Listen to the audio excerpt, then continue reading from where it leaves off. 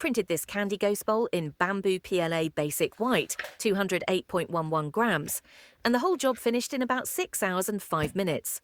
I sliced it at 0.2mm layers with 2 walls and light infill so the curves stay smooth and the base stays sturdy without wasting filament.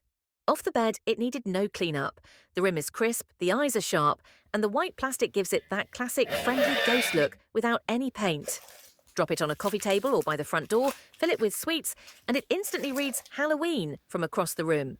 The wide opening makes grabbing candy easy, the footprint is stable for heavy loads, and when the night's over it doubles as a playful centerpiece or snack bowl. Simple print, big seasonal impact.